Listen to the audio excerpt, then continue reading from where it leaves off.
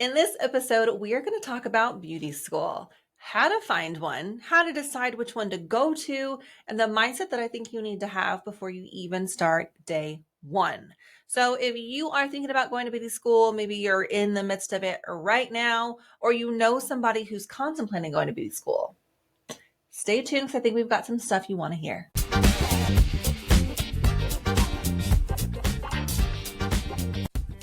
Welcome to the Cultivate Beauty Podcast. I am your host, Kelli Torrance, and this is a show where we come together and have some honest conversations about what it's really like to work, grow, thrive, and survive in the beauty industry.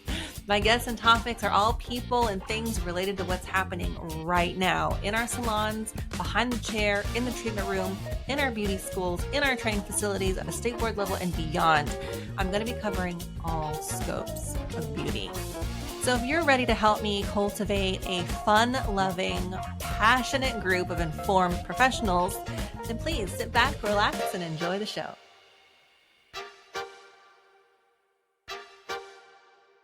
Congratulations, you've decided to join us here in the beauty industry. It's going to be a wild ride, no matter how prepared you think you are for it. First thing I want you to do before you research beauty school and which one to go to, I really want you to just kind of take a little step back, close your eyes, and really picture yourself being dedicated to your education and career for at least the next 3 years. 3 years. Why 3 years? Well, because your education alone, just to get your license, depending on what program you're going into, whether it's nails, aesthetics, cosmetology, barbering, you've got to plan on anywhere from 6 months to a year or more to completing beauty school requirements for your state. Once you get those hours done, then you get to apply for your state board test. Who knows how long that's going to take? It might take a month for you to get a test date. It might take you 2 months. It could even take you 3 months. It really depends on how busy state board is with the amount of people applying for testing. Okay, so you got to wait a month or two to get your test. Take your test, you pass.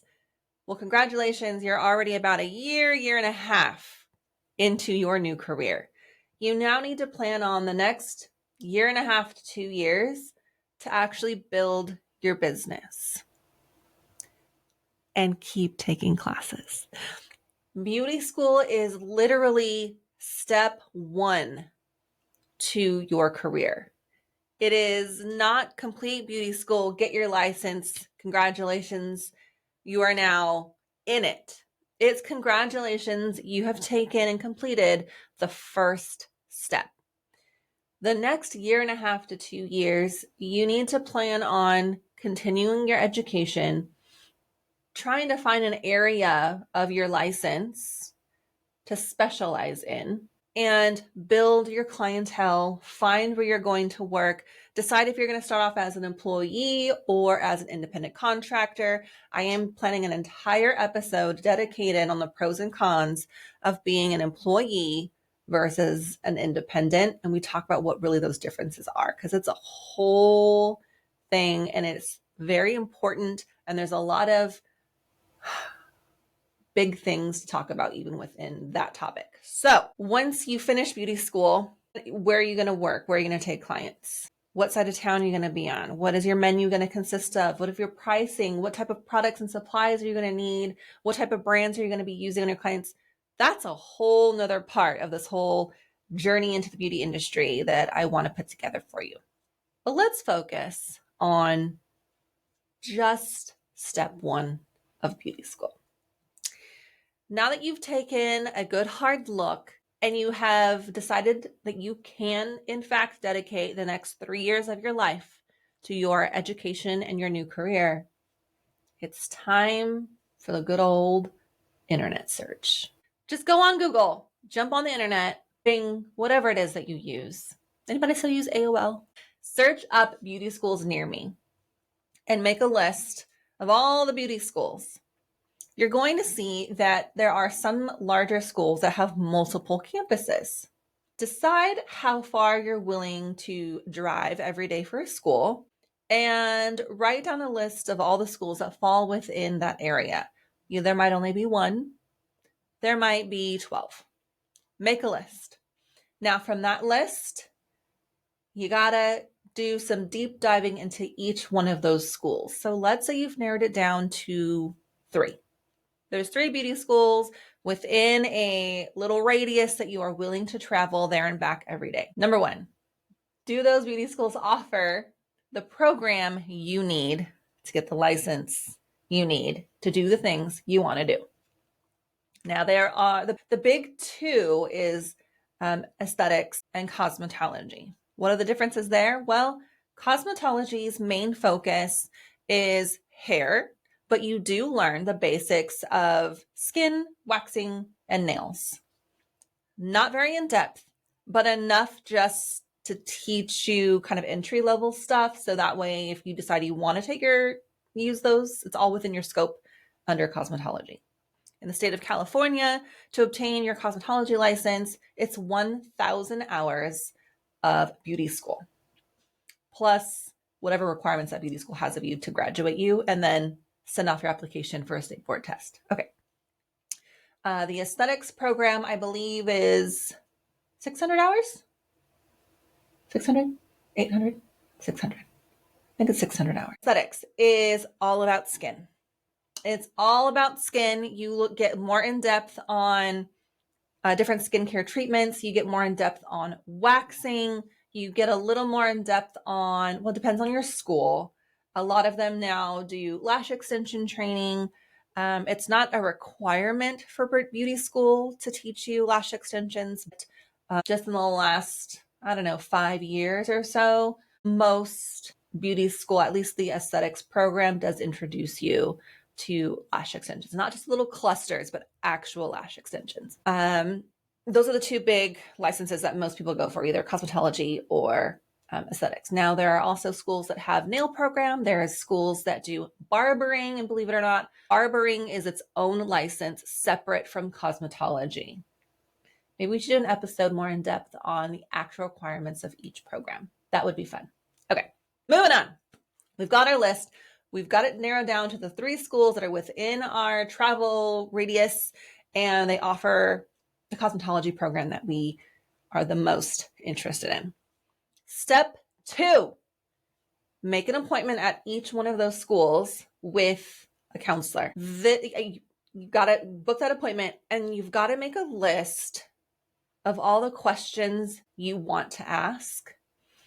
And I say this because when you get there, those counselors are ready to ooh and awe you over their school. There's lots of competition between the beauty schools, especially when you have multiple within a very small radius, a very small distance of each other. So they're going to pull out all the stops to wow you. And it's very easy to get super excited with them and forget to ask the important questions you needed to ask. You get just so anyway, I got so pumped up to do the tour of the campus and see what kind of kits they give you and dive into all the things that I definitely had a list of questions I needed to follow back up with and ask. So let's talk about what questions you need to ask your counselor. Question number 1 for your counselor is, how much is the program?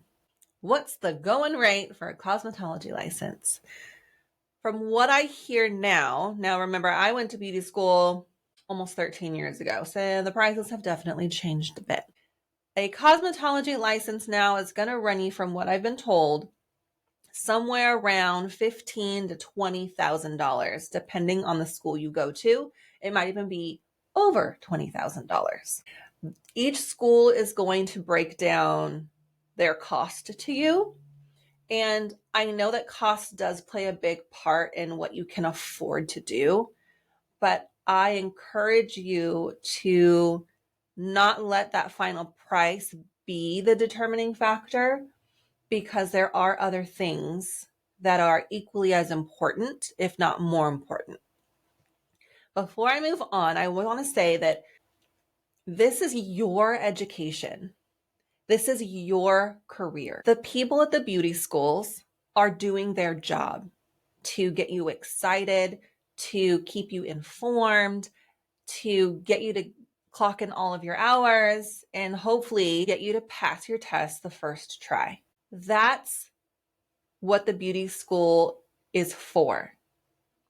Of course, they want to have success stories and talk about how great their students go on to have these big, amazing careers. But in all honesty, that's not their job. Their job isn't to make sure that you continue to pursue your career and continue your education and to know how to find a good place to work and to know when it's time to move on from a salon, to know when it's time to open your own salon. That's not the beauty school's job. The beauty school's job is to give you the education, the tools you need to pass state board. That's it. So take charge of your education. It's your career. It's yours. It's nobody else's. It is all up to you to take the information you pay for in beauty school and move on. You catch what I said there? You are paying for this. Whether you are going through financial aid, get grants, or it's completely out of pocket, you are paying for this education. You deserve to get an education that meets or exceeds your expectations. And when it doesn't meet your expectations, it's your responsibility to take charge and ask the questions that need to be asked so that you get what you are paying for. It's yours. You need to take ownership of it. You need to take pride over it. And remember that this is what lays the foundation for the rest of your career. Too many times I see graduates come out of beauty school, get their license, and then blame their beauty school for the way their career is going. And again, it's not your beauty school's job to make sure that your career takes off the way we all want our careers to take off. That's up to you.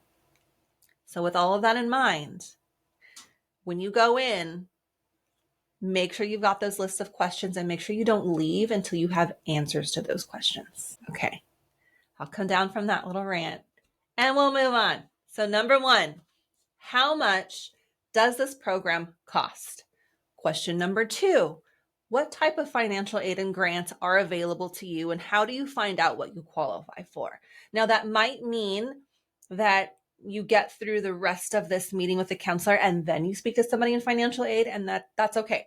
But lay that question out right off the bat, because even though I'm hoping this isn't the deciding factor for you, it is important to know where your money's going and how each school is breaking those numbers down.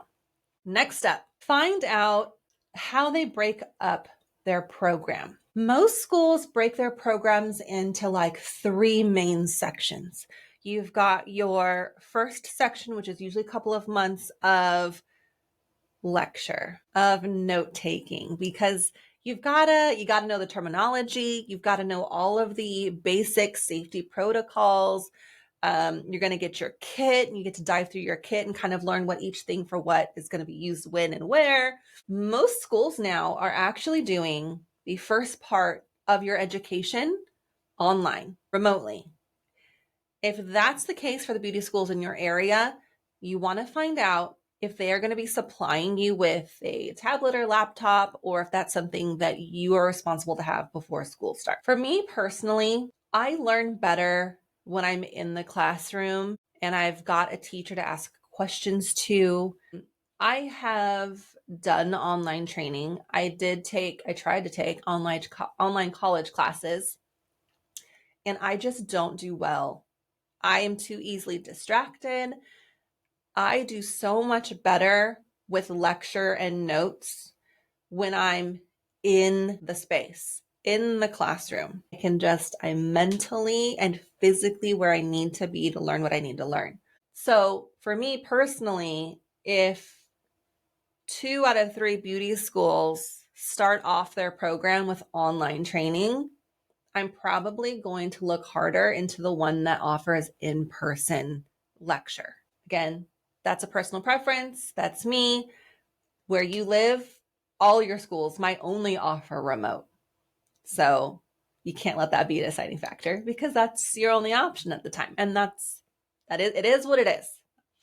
Second part of most programs is the hands-on portion. You've taken all the things that you've learned in your note-taking and lecture, and now you get to get hands-on and put all of that into action. You get to start taking volunteers. Some beauty schools let the public come in and get services for super, super, super cheap, and you get that experience with a stranger. No stranger danger. It's all in a controlled environment. It should be anyway, controlled environment. After you do the required hours for your hands-on portion, then you're usually moved into section 3, which is all about state board testing, doing online tests, and really honing in on all those areas that you need more assistance. Once you have a good grasp on how they kind of break up your curriculum, ask them about the schedule. Some beauty schools are going to offer full-time or part-time options depending on your program. Some are going to offer daytime classes. Some are going to offer evening classes. Depending on when you want to start, let's say I want to start my classes August 1st, but they only offer evening classes. But I'm not willing to give up my evenings because that's my time with my family, my kids. Then I need to find out when the next time their daytime classes start. Most beauty schools work on a rotating schedule so that their instructors and the way they structure sections 1, 2, and 3 have a good flow to them. When I did my aesthetics class through Milan, I am a Milan graduate, I did the full-time daytime course, and it was 4 days a week. I think our hours were 8 to 4, and it was Wednesday, Thursday, Friday, Saturday. That was my schedule. I was going back and forth between 2 different schools. I ended up at Milan because their schedule worked better for where I was at in my life. When I went back to beauty school when I went to beauty school, it was 2012, and I was already working. I had a 3-year-old daughter. I was married, and that schedule it worked great because my daughter was in preschool and then daycare, and my husband was home weekends so that I could miss Saturday for school. And my program was 6 months long. So the other school at the time, the program that they were getting ready to start was, I believe it was every other day. So Monday, Wednesday, Friday, Saturday. And the way I believe the classes started a little bit later in the mornings, then it was off a little bit later in the afternoon. And it just didn't work right with my family and my family's schedule. So that was ultimately my deciding factor in which beauty school I was going to go to. And I went to Milan because their schedule worked best for my family. And they also offered, this is a very important question you need to ask. They also offered easy ways to make up missed time. So I had a 3-year-old, right? What do kids do? They get hurt. They get sick. Sometimes they don't sleep at night, which means I don't sleep at night. So there were times where my kiddo got sick or I got sick. I suffer from migraines, and there's nothing I can do about that. And I was also already working, and I was traveling a lot for work. So my deciding factor in beauty school was that the schedule worked for me. And when it was time to make up hours, it was a lot easier to commit to make up those hours. Those were my 2 deciding factors. So the next important question to ask your counselor is, how do I make up my hours when and if I miss any? And am I charged extra for those missed hours? Yeah, you get charged extra if you miss and you can't make them up in time to meet your original graduation date. Let me break that down a little bit. Especially if you are a financial aid recipient, not completing your hours by a certain due date can sometimes mess with your financial aid. So not only is this a question for your counselor, but this is also a question to get answered directly from your financial aid rep. because your financial aid rep is going to have all the most current up-to-date rules and regs on things. And sometimes your counselor isn't privy to that information as soon as your financial aid person is. And there might be a little bit of not miscommunication, but confusion between who's got the latest info. Okay. So again, ask your counselor, how do I make up missed hours when and if something occurs and I can't come to class? And if I don't have my required 1,000 hours for my cosmetology program by my graduation date, how do I make that up? And how am I charged for that? Am I given any type of allowance whatsoever? Does the financial aid or grant that I receive, is it forfeited if I don't complete my hours by my graduation date? Very, very important questions that I don't think most people would know to ask about. And it's really easy to be super hyped up and excited to talk to your counselor, and that information just kind of, go over your head. And when it gets brought up, you're like, oh yeah, I think I remember them saying something about that. No, no, no, no. Again, this is your education. You're paying for it. Take charge and make sure you have the answers to these questions before you leave. Okay, we got that done. Next step on the list of things to ask your counselor is, student kits, materials needed for class, what is and isn't included with your registration. When I went to beauty school, I was given 2 scrub pants and 2 t-shirts as my uniform. And if I needed anything in addition to that, it was straight out of pocket. When it came to my kit, we were only allowed to use in class what was in our kit. So even though the makeup that came in our kit was like child's makeup, it was like colored chalk, we weren't allowed to use anything else while we were in class. This can be an insurance thing where the school is only insured and approved to use the products they supply their students on volunteers and on paying customers. So as ridiculous as it may feel and sound, ask that question. When we're in class, are we only allowed to use this, or are we allowed to use other things that we personally already like? Once you've got all of those questions answered, your counselor is going to take you on a tour of the campus. And this is the fun part. This is where you get to kind of see like behind the curtain. You get to see the classrooms. You get to see the treatment rooms. You get to see the hair stations. You get to see the break room. You get to see all the fun stuff that goes on in an actual day of beauty school. That's the cool part. But take mental note. Is the campus in good condition? Do the students seem to be having a good time? Do the instructors seem to be involved in their classroom, or are they just sitting at their desk on their phones, oblivious to what's happening around them? Because I have seen that. Do the desk and chairs and furniture all seem to be decent? I mean, it is a classroom, right? Like things are going to get beat up, but are they in decent shape? Now that you've had your tour, they're probably going to invite you to fill out some paperwork and meet with financial aid to discuss what you might qualify for and see if you would like to pre-register. When I went to Milan, I met with a counselor, and then I spoke to financial aid, and then I took all that information home, and I went home and really kind of sat on it and just replayed questions and conversations I had with the counselor, replayed my tour of the campus. Because again, I was going back and forth between 2 different schools.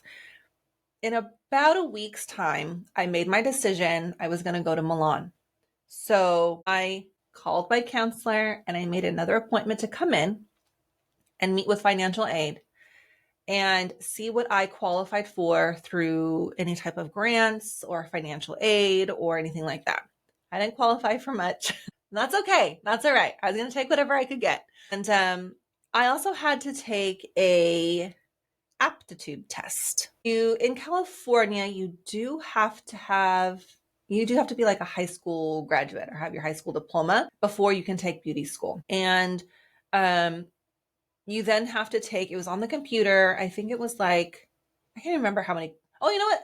There was an infinite number of questions, but you were timed. And so it was just a ton of like there were math questions, there were word problems, there were all kinds of crazy questions. I was like, what does this have to do with beauty school? But anyway, yeah, so they time you and you do as much as you can, and then they score you. So that it's kind of a accumulation of how many questions did you get through in that amount of time? How many did you get right? Did you excel more in the English and the math and the science? And they do this whole thing.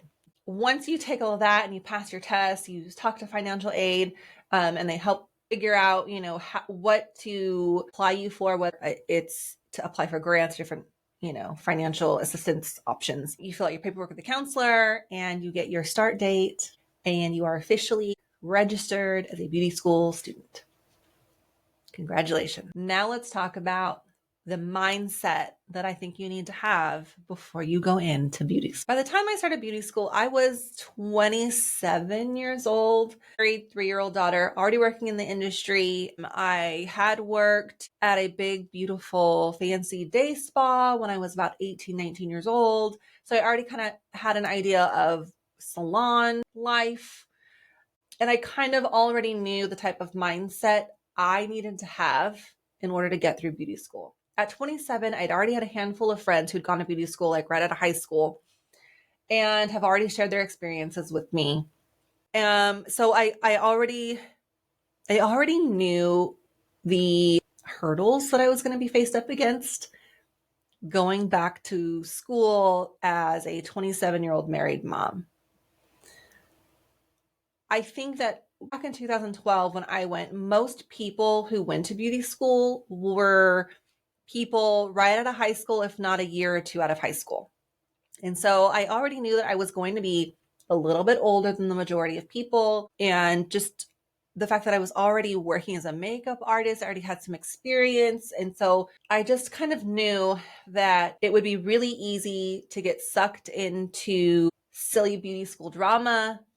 And I didn't have time for that. When you get ready to go to beauty school, especially if you don't know anybody else starting the program with you, you definitely feel like, even though everyone's the new kid, you definitely feel like the new kid. And there are some types of people where right off the bat, they need to make a friend. They've got to have a buddy. They've got to have someone in class that they can kind of feel some connection to, some type of way, so that they're not alone. I went into beauty school with a mindset of, I am here for one thing and one thing only, and that is to get my license so that I could take the next step in my beauty career. And I wasn't going to let anything else get in the way. I was making a huge sacrifice by cutting out 4 days a week of my life to beauty school for the next 6 months. And I wasn't going to let anything of no real importance detour me from getting those hours done and passing my test. So my recommendations for all of you is go into beauty school knowing that every walk of life is going to be there. Every age group is going to be there. People with all different types of experience in the beauty industry are going to be there, and nobody is ever going to have the same story as to how and why they are in that chair in your class. And don't put so much focus on making friends over your education. Your education should be number one the entire way through beauty school. I'm not saying don't make friends. I'm not saying be cold-hearted and turn a blind eye to anyone who's trying to reach out and make a connection with you. That's not what I'm saying. What I'm saying is those friendships are a bonus to beauty school. There are a couple of ladies that I met in beauty school who are my age or older, and we connected almost right away, and we're still in touch now. And I consider those connections and friendships a huge bonus, because I went to beauty school with the one and only goal of finishing my hours, learning what I needed to learn, and get my license so I could move on with my career.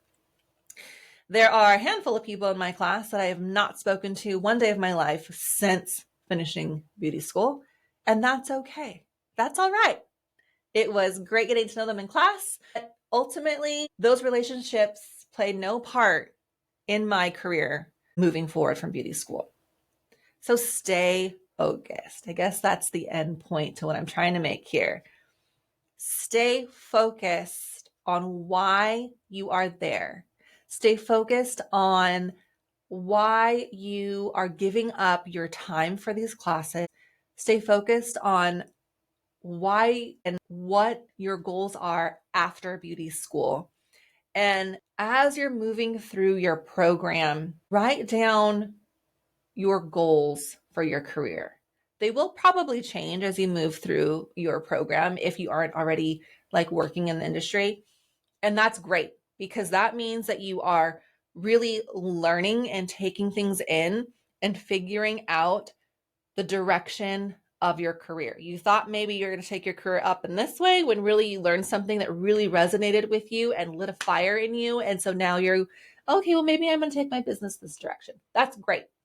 This is a time of learning. It's a time of growing. It's a time of developing, and be open to that. When I went in, I knew that I needed to understand skin better, to do better makeup, and to do the other things I wanted to do.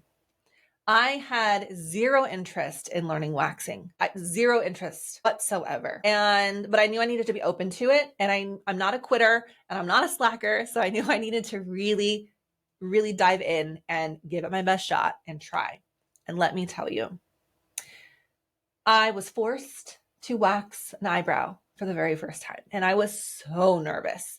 As a makeup artist, I know how important eyebrows are. I was scared out of my mind and I did it. And as soon as I pulled that first strip from her face, freaking loved it. I loved it. It was so satisfying, instant gratification because the results are right there as soon as you pull that strip from the face. And I loved it. I still love waxing. I have done the full head to toe thing. I now only do brow and lip waxing, maybe an underarm wax here and there.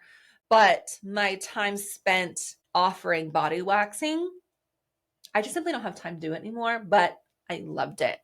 And if I was not open to really learning and giving it my best shot, I wouldn't have done all the things I got to do and learn all the things I got to do. I even was, for a small time, a waxing educator for a brand. That's how much I ended up loving waxing at one point. Again, we're going to do an episode of all the things I've done and tried and either failed or gave up or quit at some point, because that's going to be a really fun, interesting topic, I think. Anyway, okay. So go into it ready to learn, because you just really don't know what is going to, like I said, resonate with you and shift your thoughts on your business, which again is fine. It's great. It's yours. You can do whatever the heck you want with it. You can say you're a waxing specialist yesterday, and now today you wake up and you're like, you know what was really calling to me and what is really interesting to me? Acne treatments. And now all of a sudden you are focused on learning everything you can about acne treatment. That's fine. There is nothing wrong with that. There is no rule out there that says once you start your business here, you cannot grow and shift it to include this or drop this and now be over here.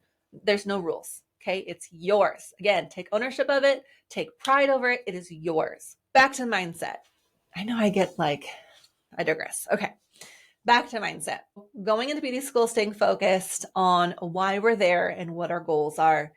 Not putting so much emphasis on making a new best friend, but taking those friendships as bonuses and really appreciating having that friend and that support while you're going through beauty school.